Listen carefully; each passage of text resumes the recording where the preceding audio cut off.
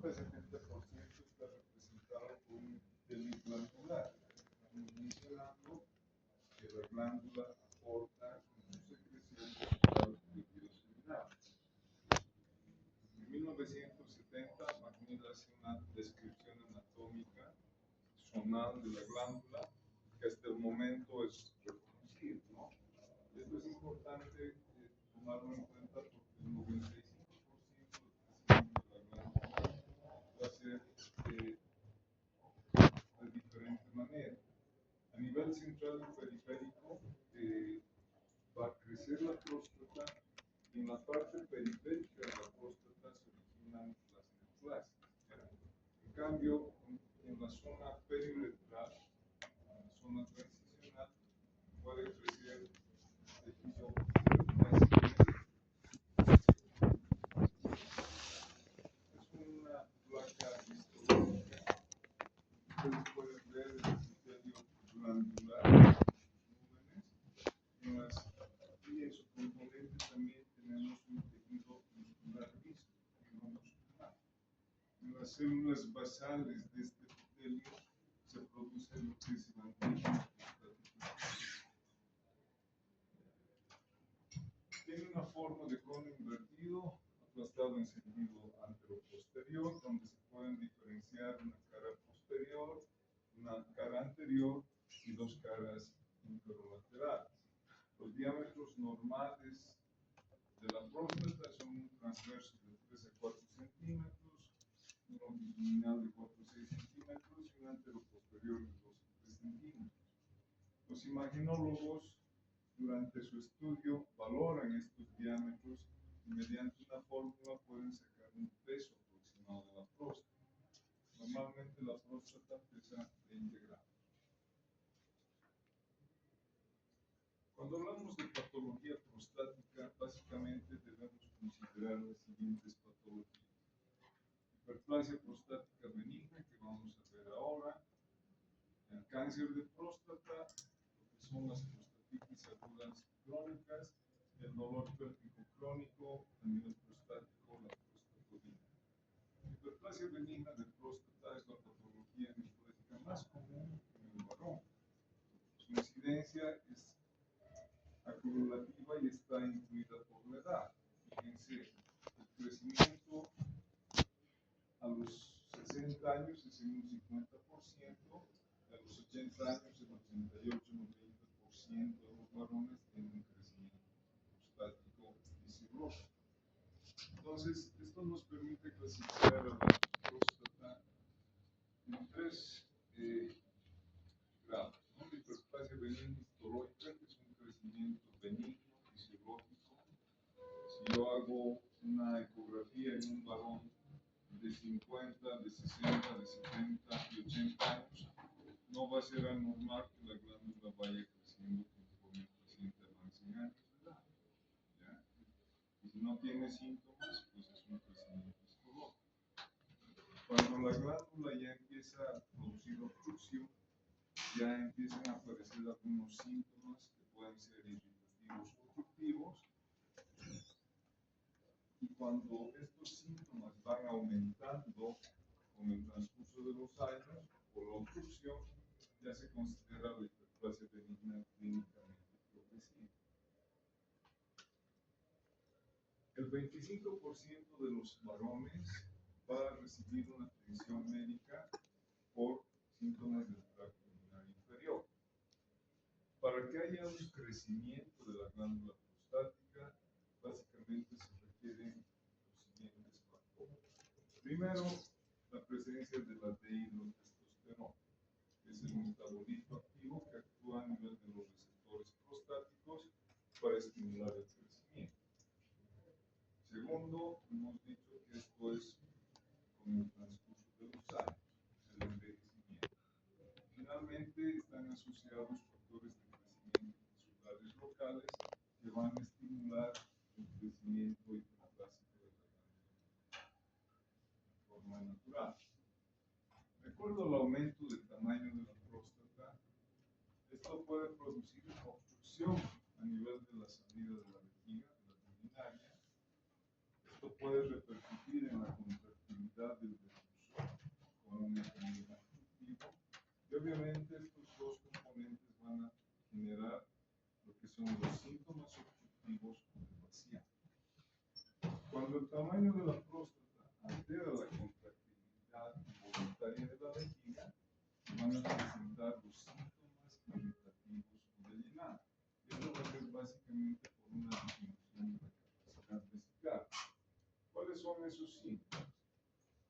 primer lugar, síntomas obstructivos por el vaciado, tenemos la disminución del chorro. El chorro generalmente va a ser intermitente. El paciente empieza a orinar, el chorro se corta y tiene que volver a empezar la micción. Cuando un paciente no tiene este problema, la micción es continua de principio a fin. El paciente a veces hace esfuerzo miccional para mantener el chorro. Puede haber una sensación de evacuación incompleta, tienen esa sensación los pacientes, y finalmente un goteo terminal. El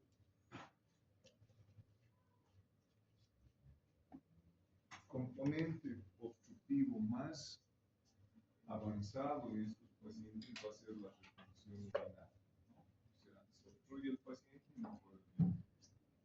En cambio, cuando hablamos de síntomas irritativos, el paciente nos refiere un aumento de la frecuencia miccional diurna, un aumento de la frecuencia miccional nocturna, puede presentar urgencia miccional, puede haber episodios de incontinencia urinaria y la disuria terminal, ¿no? Entonces, eso es típico de estos pacientes con hiperplasia femenina de próstata. En otros síntomas que estos pacientes pueden presentar, se puede asociar la obstrucción con infección urinaria recurrente. Y esto es debido al residuo vesical postmiccional. Cuando hay un paciente obstruido, el paciente no puede vaciar la vejiga. Ese residuo es un caldo de cultivo para las infecciones recurrentes. Pueden también cursar estos pacientes con episodios de hematuria. Al crecer la próstata, en su superficie se forman unas varices venosas que pueden producir hematurias macroscópicas bastante importantes. Por el fenómeno obstructivo también se pueden formar cálculos intravesicales. Les mencionaba que en el extremo de los síntomas obstructivos pueden haber dos tipos de retención: la retención aguda de orina o la retención crónica. La aguda es muy clásico cuando un paciente va a tomar bebidas alcohólicas, por ejemplo, o líquidos muy fríos, y al retornar a su domicilio, pues no puede vaciar la vejiga, o sea, se obstruye. El paciente tiene globo vesical, estranguria, urgencia miccional, o sea, la clínica es bastante aparatosa y el paciente obviamente requiere una atención médica. Esta obstrucción aguda puede ser parcial o puede ser total. La parcial es cuando el paciente, haciendo esfuerzos, va vaciando de a poco lo que es el globo vesical. Y la total es cuando hay que instalar una sonda vesical para aislar al paciente. En cambio, la retención urinaria crónica es la forma clínica más peligrosa para la función renal, porque el paciente no va a sentir clínica. Va a empezar a retener orina, va a empezar a distender la vejiga, y esto obviamente va a producir una obstrucción renal que va a condicionar una falla renal postrenal, ¿ya? O sea, la distensión de la vejiga constante produce una ureterohidronefrosis. Esta ureterohidronefrosis comprime el parénquima renal y eso va a producir una falla renal progresiva. Hay pacientes que llegan ya con globos vesicales crónicos, con creatininas ya de 5 o 6, una falla renal establecida, y que ni eso no va a revertir con un tratamiento quirúrgico. En estos pacientes con retención urinaria crónica se presenta lo que es la incontinencia por rebosamiento.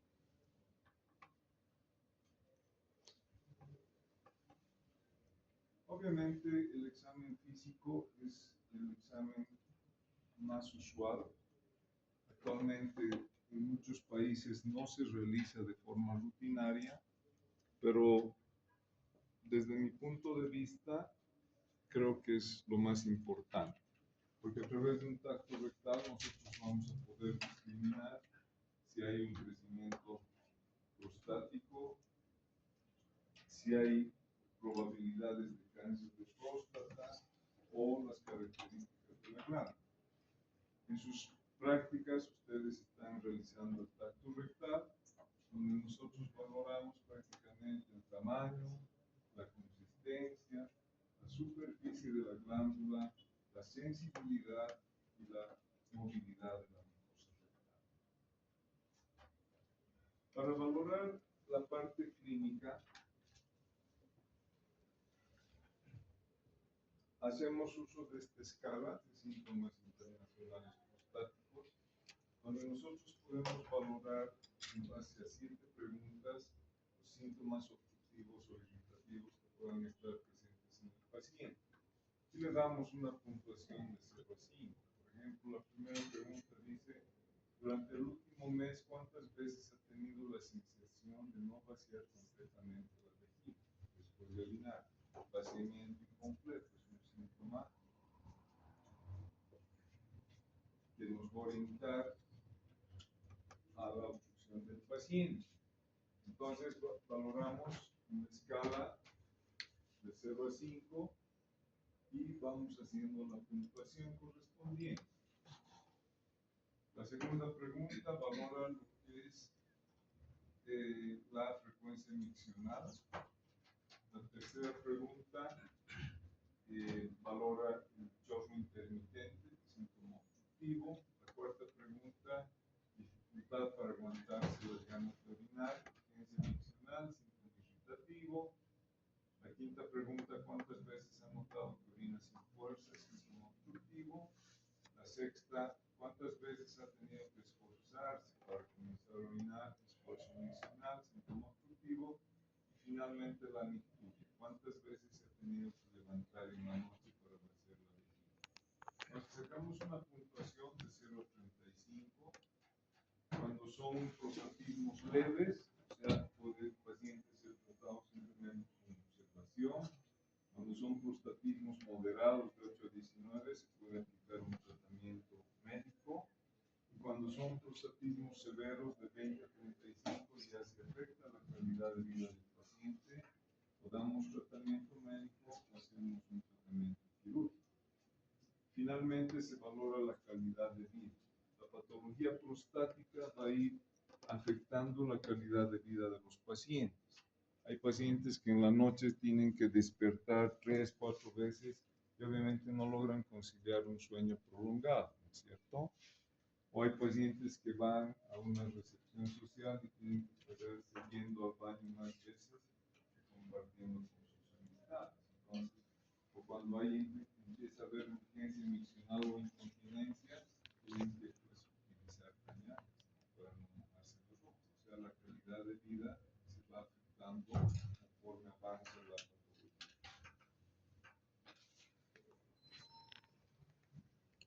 Los exámenes complementarios que nosotros solicitamos a estos pacientes podemos pedir siempre en forma integral una valoración con un hemograma, las pruebas de función renal, un examen general de orina.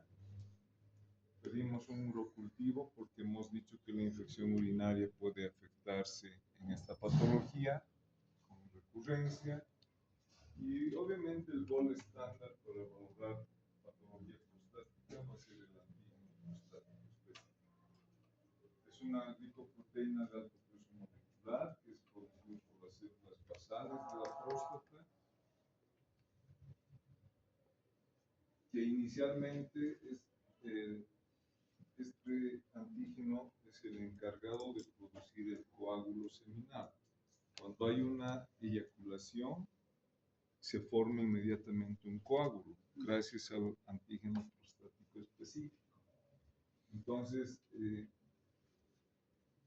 por esta característica, también es considerado una prueba médico-legal cuando hay autoflagellación. La presencia de antígenos prostáticos significa que ha habido un depósito de líquido seminal. Los valores normales en nuestro medio todavía se mantienen entre 0 a 4 nanogramos por mililitro, la presión total. La fracción libre es de 0.5 nanogramos por mililitro. Y sacamos una relación porcentual.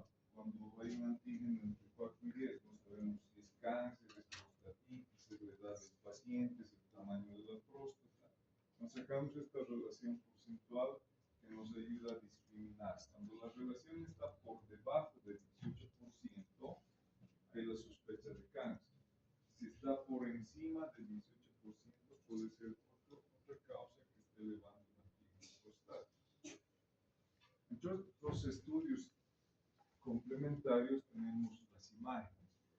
La ecografía es un estudio imagenológico que nos ayuda a discriminar la uropatía obstructiva y también definir el tamaño de la glándula prostática. Siempre debemos pedir en forma completa, renal, vesical, prostática. Si ustedes hacen la solicitud de ecografía prostática, el radiólogo solamente se va a limitar a la próstata. Entonces es un sistema urinario. Tenemos que valorar. Uropatía obstructiva vemos cuando hay hidronefrosis o ectasia a nivel renal. Y a nivel vesical debemos ver las paredes de la vejiga, se miden, y el residuo postmiccional. En base a la medida de las dimensiones anatómicas, los radiólogos tienen fórmulas para darnos un peso aproximado.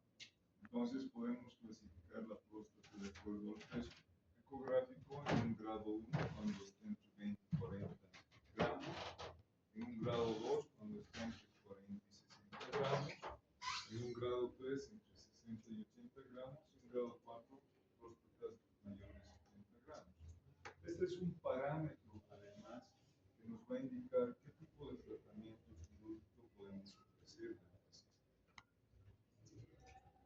Si sospechamos de una uropatía obstructiva, podemos hacer una urografía excretora para ver el residuo postmiccional.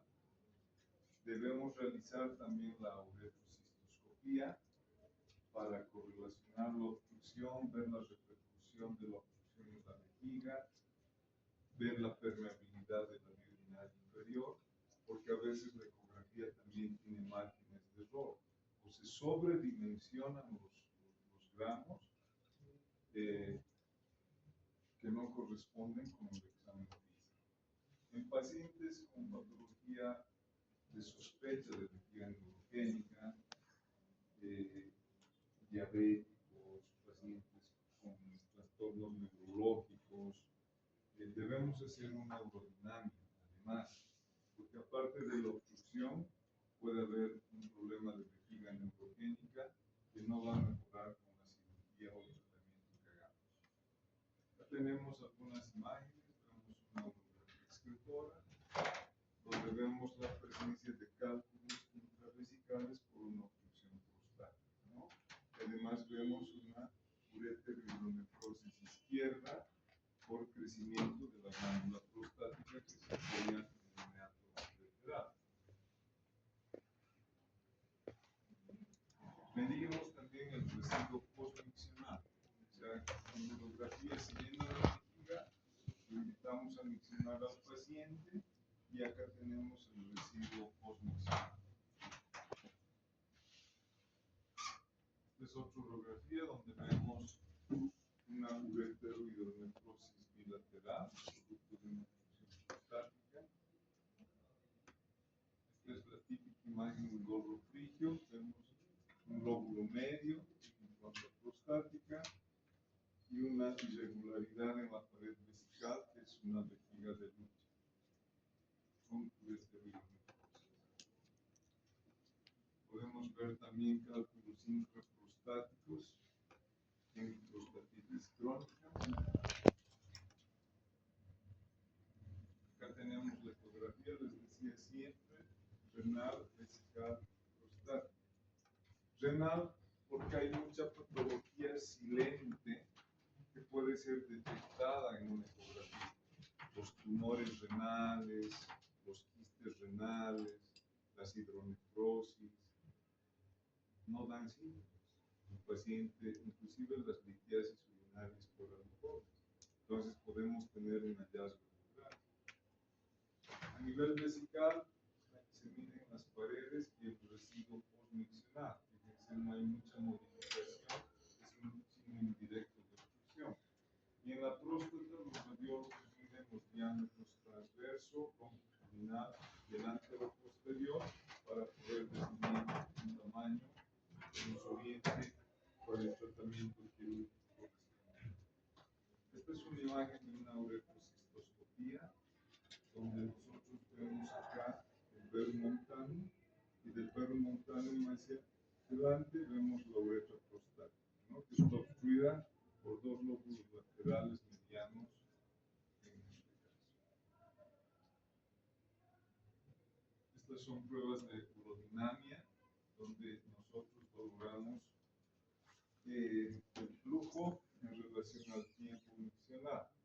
El valor normal de un paciente varón más o menos está entre 15 y 20 mililitros por segundo, y en las mujeres de 25 a 30 mililitros por segundo. No se olviden que la uretra femenina es más corta, entonces va a haber más flujo, más volumen.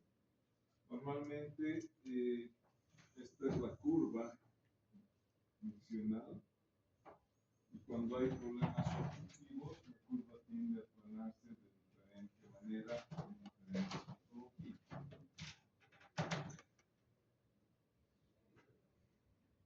El diagnóstico puede estar establecido por el grado de crecimiento, el grado de obstrucción y los síntomas obstructivos en el paciente.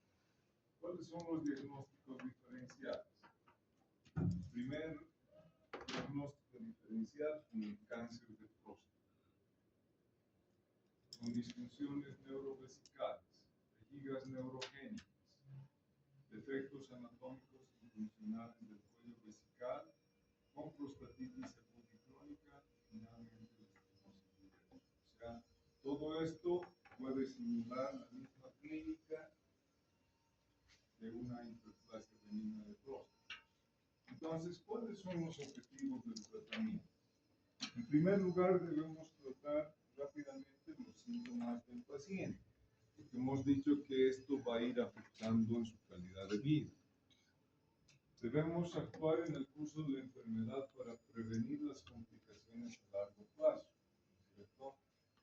No voy a dejar que mi paciente avance en una falla renal progresiva para operarse, o sea, tenemos que ser preventivos.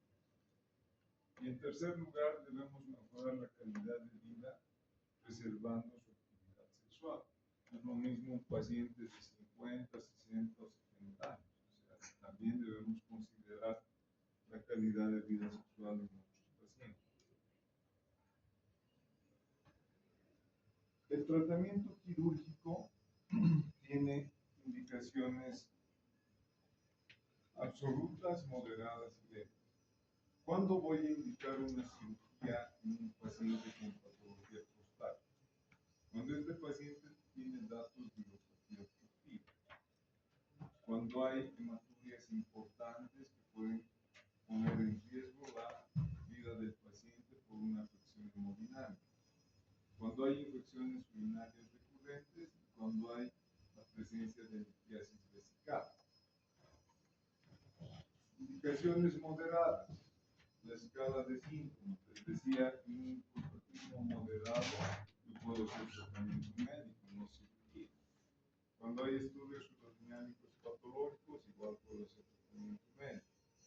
Y son indicaciones leves, los hallazgos cistoscópicos y el tamaño de la próstata. El tratamiento médico puede dividirse en 4 pilares. En primer lugar está la observación. Voy a hacer observación, por ejemplo, en pacientes que tienen hiperplasia benigna de próstata histológica. O sea, hay crecimiento de la glándula, pero no hay repercusión clínica. En pacientes que tienen hiperplasia benigna clínicamente progresiva, voy a ofrecer un tratamiento médico farmacológico. Y esto puedo hacerlo con fármacos que pueden ser los alfa-bloqueadores, los agentes hormonales, una terapia combinada de estos o la aplicación de fitoestrógenos. Puedo aplicar un tratamiento mínimamente invasivo en pacientes muy añosos que tienen alto riesgo operatorio, cardiópatas, por ejemplo, pacientes anticoagulados, pacientes que tienen un riesgo operatorio importante. Entonces, puedo aplicar la hipertermia, la colocación de prótesis, podemos hacer una radiofrecuencia, hay la aplicación del vapor, de agua también,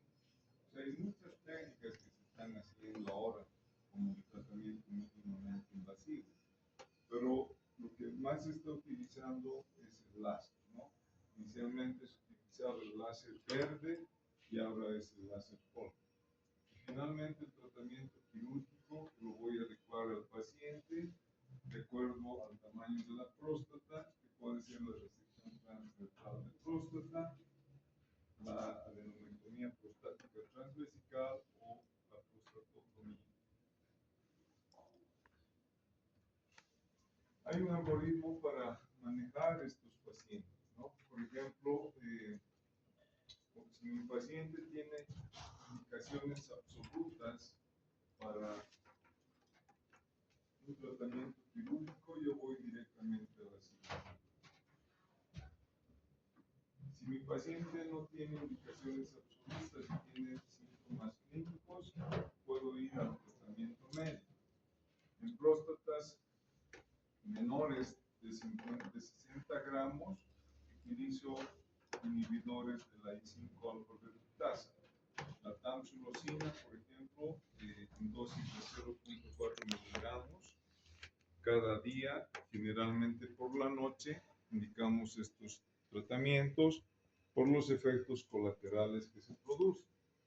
Músculo liso no solamente hay en el tejido prostático, va a haber también a nivel de las arterias. Entonces, estos medicamentos como efecto colateral muy importante pueden producir la hipotensión prostática, ¿no? Por eso damos en la noche.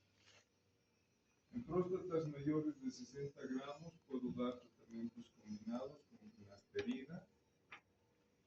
Si el tratamiento es efectivo, lo mantengo al paciente por mucho tiempo. La medicación puede prescribirse en 2, 3 años sin problemas.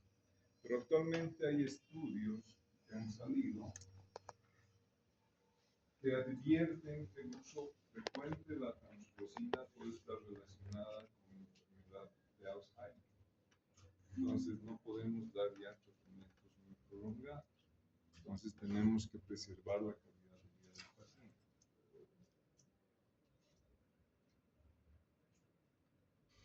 Si solamente mi paciente tiene crecimiento de la glándula prostática y los síntomas del tracto urinario inferior son leves, solamente le indico observación y control periódico. Debemos hacer una medicina preventiva, o sea, el control urológico, la observación, está indicado en todo paciente mayor de 50 años por el factor edad, o en pacientes mayores de 40 años cuando hay antecedentes de cáncer de próstata, heredofamiliares, ¿ya? Entonces, esto es algo similar a lo que es el Papa Nicolau, ¿no? Para la detección precoz del cáncer de seno uterino. El cáncer de próstata es una patología muy frecuente en los jóvenes. Entonces, estos pacientes deben hacerse un control urológico periódico una vez al año, con determinación del antígeno prostático específico, ecografía y ecografía.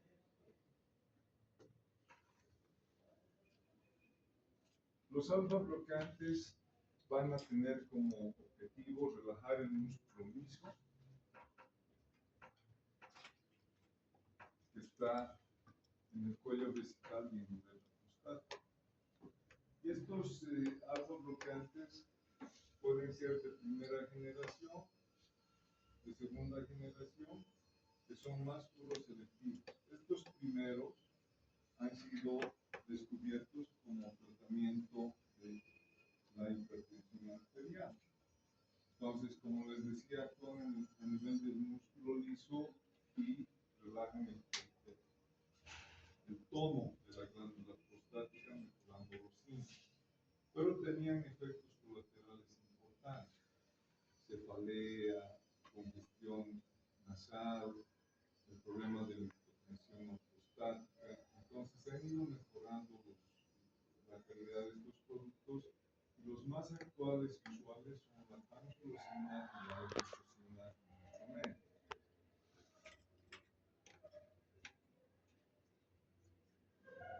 Los agentes hormonales, tenemos a la finasterida o la dutasterida en dosis de 5 miligramos al día.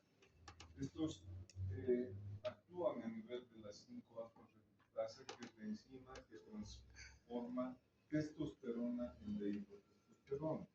Habíamos mencionado al principio que el metabolito activo para los receptores prostáticos va a ser la dehidrotestosterona. En cambio, al bloquear esta enzima, bloqueamos este efecto y esto puede reducir, digamos, el tamaño y crecimiento de la próstata. El gran problema de estos es que el efecto terapéutico es muy retardado. Recién se lo ve entre los 6 y 12 meses de tratamiento. Se aplica en próstatas mayores de 50 a 60 gramos. Debemos hacer un monitoreo del antígeno prostático porque estos medicamentos disminuyen en un 50% los valores del antígeno prostático específico. El otro gran problema es que tienen efectos sexuales adversos en la calidad de vida del paciente. Y un 3 a 4% van a producir disminución de la libido o de la potencia sexual, ¿no? Entonces, hay que saber aplicar los tratamientos acorde a los pacientes, a la edad del paciente. Las indicaciones para una cirugía abierta, próstatas mayores a 80 o 100 gramos, ¿ya? Cuando hay divertículos vesicales, cuando hay cálculos vesicales, estenosis de uretras posteriores, limitación de la capacidad vesical, cuando hay glándulas intravesicales muy grandes, si el paciente no puede abducir los miembros inferiores por una artrosis de cadera, o cuando hay pacientes que tienen procedencia alejada. La adenomectomía prostática transvesical se puede hacer a nivel de una incisión transvesical. Se puede hacer por vía retropúbica, que es la técnica de Mini, y esto nos da una observación adecuada de los meandros para no producir una lesión transoperatoria. Esta es una imagen donde tenemos abierta la vejiga separada con un separador autoestático y aquí tenemos la glándula prostática. Entonces hacemos una enucleación digital y podemos sacar próstatas de este tamaño, ¿no? Esta próstata pesaba más o menos 450 gramos. O próstatas de 350 gramos, casi de 9.5 centímetros. Entonces, hay gente que tiene un crecimiento prostático muy importante. El retiro de la sonda es al séptimo día, cuando hay cicatrización de la cistectomía. Como complicaciones transoperatorias tenemos la hemorragia en un 15%, son cirugías bastante sangrantes. Entramos con uno o dos paquetes globulares dependiendo del tipo de paciente. Complicaciones a largo plazo, tenemos una epididimitis por reflujo.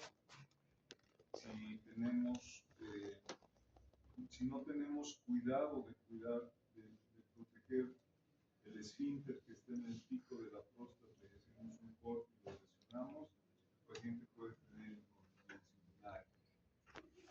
Todo paciente que es bien operado de la próstata siempre va a haber eyaculación retrógrada, ¿ya? O podemos tener estenosis uretral. La técnica que es similar a la enucleación prostática, cuando hacemos cirugía abierta, nosotros hacemos una enucleación digital, es como pelar una naranja, solo queda la cápsula. Actualmente lo mismo hace lo que es la cirugía con el láser Holm, ¿ya? A través de esta fibra láser metemos por uretra, empezamos a hacer una enucleación de la glándula prostática en forma periférica, ¿ya? Es como pelar una naranja por dentro. Una vez que la glándula ha sido nucleada, esta glándula va a ser ingresada a la vejiga, ¿cierto? Se mete una varilla especial que se llama un morcelador. Entonces este morcelador actúa con presión negativa a succión, y aquí estas cuchillas tienen una velocidad que nosotros controlamos con un pedal. Entonces va a triturar, va a hacer una absorción y trituración del tejido Entonces el paciente no tiene ninguna herida, ningún corte, los resultados son iguales que la cirugía abierta. Es un procedimiento que tiene mínima invasión, el retiro de las sondas al segundo día postoperatorio. Como complicaciones también pueden haber sangrado, perforaciones, infección urinaria con incontinencia. La gran limitante es el costo elevado, ¿no? Actualmente un procedimiento en forma privada de estos cuesta 45,000 bolivianos. Pero el gol estándar para el tratamiento quirúrgico de la próstata benigna todavía va a ser la resección transuretral de próstata, ¿ya? En la resección transuretral nosotros metemos un resectoscopio que tiene un asa de corte. Esta asa de corte nosotros podemos controlar con un pedal para hacer corte y coagulación. Entonces la resección empieza del cuello vesical hacia el verbo montano. Vamos a resecar el tejido hiperplásico e de igual forma queda la cápsula prostática. Es por eso que estos pacientes que han sido operados de próstata pueden fácilmente volver a recidivar en un 5 a 10% a los 4 o 5 años para volver a formar un crecimiento benigno de próstata. Esto está indicado en próstatas menores de 60 gramos. Tenemos dos técnicas ahora. La técnica monopolar para próstatas menores de 60 gramos y la bipolar podemos hacer hasta próstatas de 80 a 90 gramos. ¿Por qué? Porque el líquido de irrigación es diferente. En las técnicas monopolares usamos glicina o mannitol con agua destilada. En cambio, en las técnicas bipolares podemos usar solución fisiológica. Esto nos permite operar en una bipolar 2 o 3 horas al paciente. Pero si tenemos una monopolar, tenemos máximo como tiempo 1 hora para operar al paciente. Por eso el tamaño de la próstata es importante. Estas indicaciones para la técnica endoscópica las damos cuando, por ejemplo, tenemos un paciente que ya no responde a un tratamiento médico.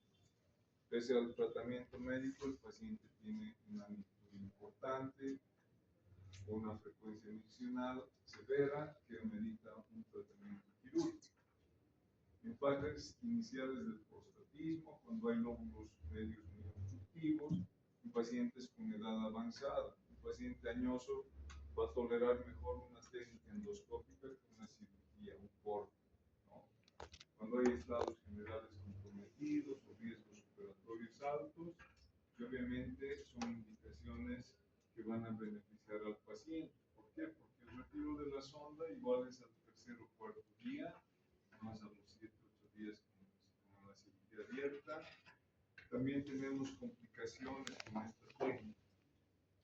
Por ejemplo, va a haber sangrados, perforaciones de recto, vejiga, si es que soy muy agresivo en la resección de la base prostática, puedo lesionar el esfínter y igual dejarlo con incontinencia urinaria al paciente, puedo lesionar los meatos laterales y la complicación más temida es el síndrome de reabsorción, porque se produce una intoxicación hídrica que puede derivar en un edema cerebral o pulmonar en el paciente, o una hiponatremia dilucional que va a hacer que el paciente vaya a una terapia hasta que se compense, ¿no?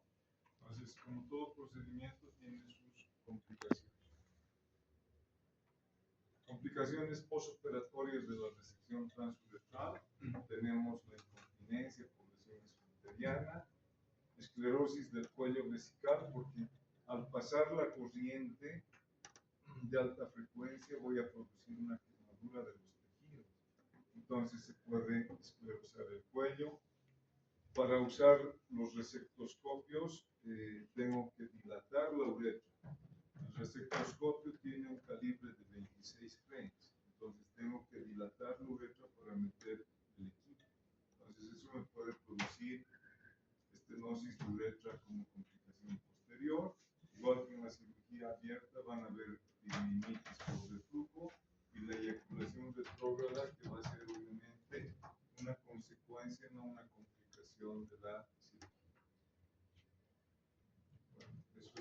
gracias por la atención y nos vemos en la próxima